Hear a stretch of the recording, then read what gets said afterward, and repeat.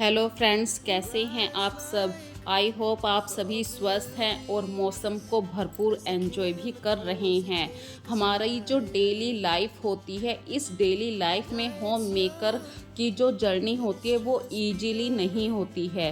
Easily मतलब मैं इसलिए कह रही हूँ कि जैसे ही हम सुबह को उठते हैं, हमारे माइंड में ये बिल्कुल क्वेश्चन खड़ा हो जाता है कि सबसे पहला काम कहाँ से स्टार्ट करें।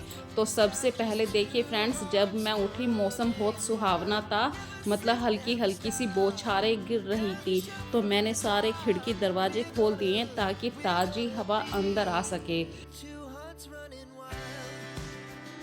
और हम होम मेकर के स्वभाव से ही पता चल जाता है कि हम किस तरीके के इंसान हैं। ये बात मैं इसलिए कह रही हूँ फ्रेंड्स, क्योंकि आज की वीडियो का टॉपिक यही है। हम अपने घर को किस तरीके से नीट एंड क्लीन रखें, ऑर्गेनाइज करके रखें। सभी सामान को, जो भी सामान है, चाहे वो किचन से रिलेटेड हो या ड्राइंग रूम से या बेडरूम से रिलेटेड हो या बच्चों की स्टेशनरी हो या अपने घर का मॉपिंग करना ही काम का क्यों ना भाग हो, वो हम उस काम को किस तरीके से करते हैं। इन कामों को करने से देखिए, जब हम ये काम करते हैं तो कोई नहीं देखता है हमें, लेकिन जब इन कामों का रिज़ल्ट हो जाता है, बिल्कुल काम फाइनल हो जाते हैं और उस काम को देखने से ही सामने वाला आइडिया ले जाता है कि सामने वाले बंदे का बिहेवियर कैसा है। यानी काम का इम्प्रेशन ज़रूर सामने वाले के ऊपर पड़ता है। जिस तरह से हम अपने घर को रखते हैं, इस बात से हमारे स्वभाव, रहन सहन का पता चलता है। आपके घर में जो भी आएगा, आपका घर देखकर सामने वाले को आइडिया हो जाएगा कि आप किस तरह के इंसान हैं। अपने घर को इस तरह से रखिए, क्योंकि ये आपका घर नहीं, सपनों को पूरा करने की वो जगह है जहां आप दिन भर काम करते हैं, खाते हैं, सोते हैं, रिलैक्स करते हैं। इसे साफ सुथरा रखिए, ऑर्गेनाइज करके रखिए।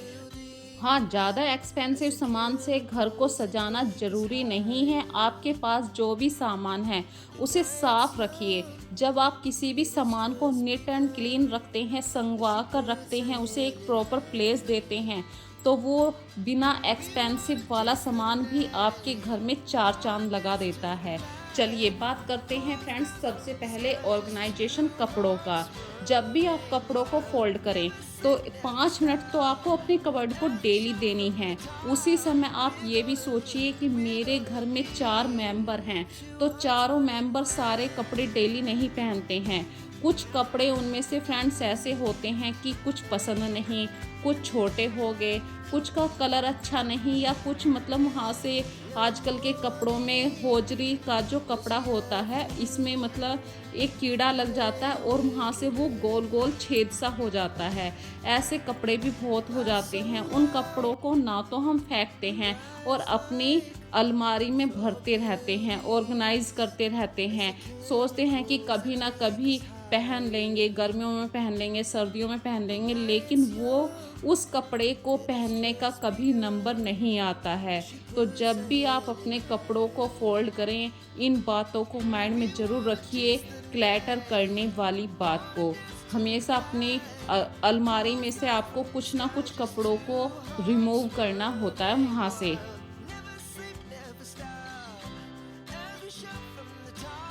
और जब भी आप कपड़ों को फोल्ड करें, कोशिश करें कि छोटी से छोटी तह करिए उन कपड़ों की जिनमें सिलवटों का कोई फ़र्क नहीं पड़ता है।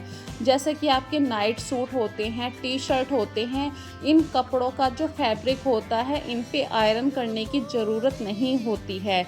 और इन कपड़ों को आप जितना रोलिंग करके रखेंगे या छोटा फोल्ड करके रखेंगे, उतना आपकी कबर्ड में जगह भी ज़्यादा निकलेगी, स्पेस मैक्सिमम हो जाएगा और आप ज़्यादा कपड़ों को वहाँ पे रख सकते हैं। और अपनी कबर्ड में हमेशा ध्यान रखिए कि आपको सभी के कपड़ों को अलग अलग जगह देनी है।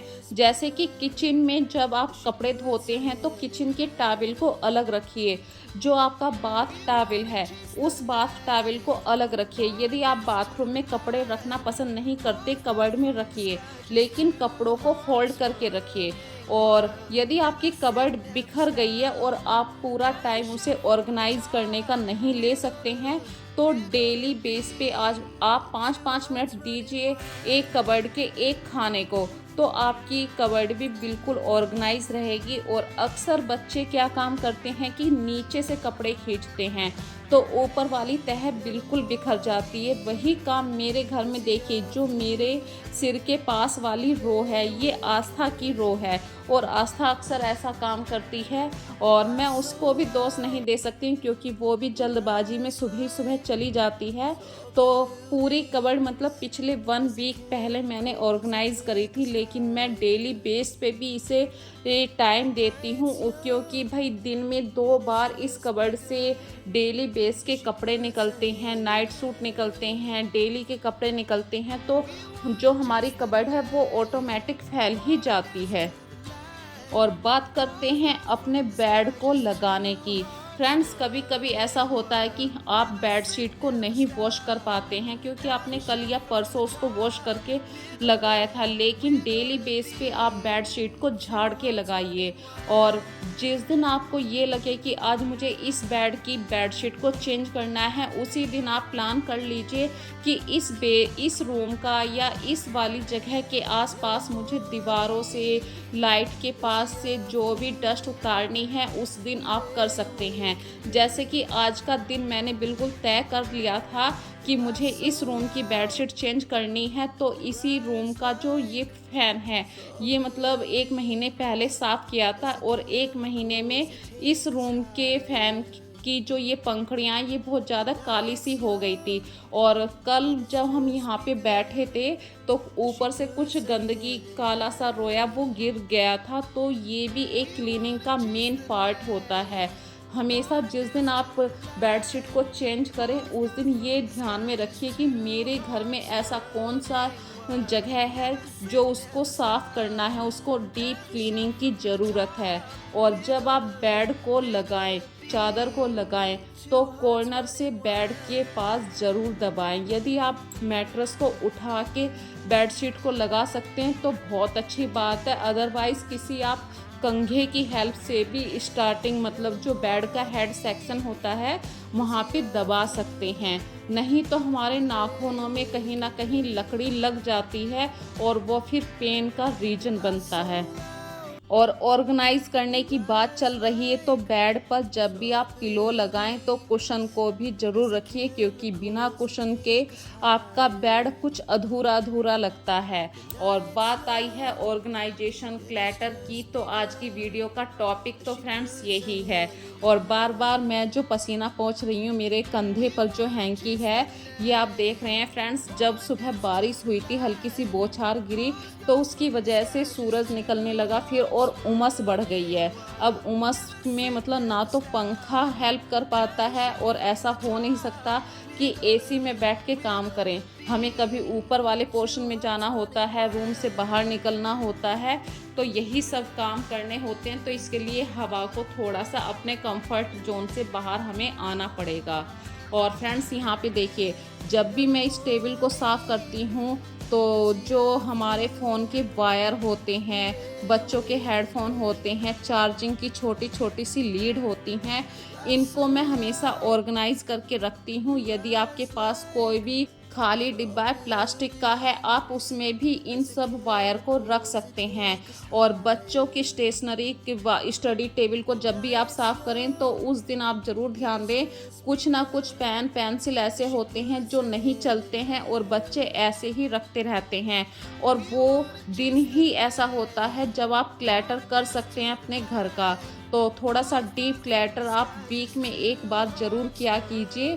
और मेरे पास ये देखिए फ्रिज के 2 कवर थे, एक कवर तो मैंने फ्रिज पे लगा रखा, एक कवर मैंने अपने टेबल पे लगा दिया है। ये एक साइड टेबल थी, अब इस साइड टेबल के पास में जो ये पॉकेट हैं, इस पॉकेट का मुझे कुछ ना कुछ तो फ़ायदा उठाना ही था। तो इस पॉकेट के अंदर मैंने जितने भी अपने फ़ोन से कनेक्टेड वायर होती हैं उनको यहाँ पे रख देती हूँ। इससे ना तो वायर ख़राब होती है और ईजीली मुझे मिल भी जाती है। और फ्रेंड्स, जब भी आप क्लीनिंग करें तो सामान को हटा के करें, यदि आप जैसे कि आप क्लीनिंग कर रहे हैं और सोफ़े की बात है, हफ्ते में एक बार तो आप सोफ़े को हटा सकते हैं। इसी तरीके से साइड स्टूल होते हैं, इन्हें भी वीक में आप एक बार ज़रूर हटाकर वहाँ से झाड़ू लगाएं, क्योंकि बहुत छोटा छोटा सा रोया होता है जो धीरे धीरे इकट्ठा होता रहता और गंदगी इकट्ठी हो जाती है। इसी तरीके से देखिए फ्रेंड्स, 1 महीने पहले मैंने इन कर्टेन्स को वॉश करा था और ये 1 महीने के अंदर ही बहुत ज़्यादा गंदे हो जाते हैं, क्योंकि ये बिल्कुल ओपन एरिया के पास लगे हुए हैं। ये मेरे घर का एंट्रेंस गेट है और यहाँ से डस्ट बहुत जल्दी आती है, इसीलिए मैं यहाँ पे हमेशा कर्टेन्स रखती हूँ।